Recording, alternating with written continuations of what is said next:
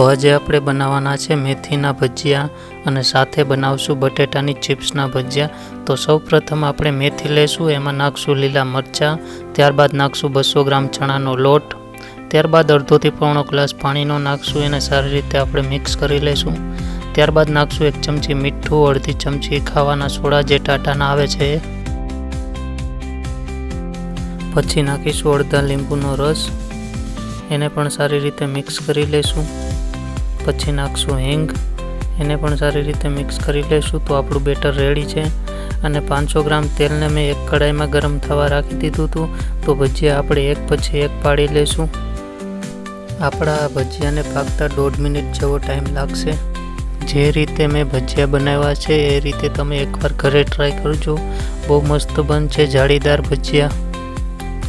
તો આપણા ભજીયા પાકી ગયા છે અને કાઢી લઈશું આપણે। તો આપણે આ જ બેટરમાં બટેટાની ચિપ્સના પણ ભજીયા બનાવવાના છે, કોઈ અલગ બેટર બનાવવાની જરૂર નથી। પછી આપણે આને પણ એક પછી એક તેલમાં તારી લઈશું। આને 2 થી 2.5 મિનિટ પાકતા થશે, કેમ કે આમાં બટેટા હોય છે એટલે વધારે ટાઈમ લાગે છે।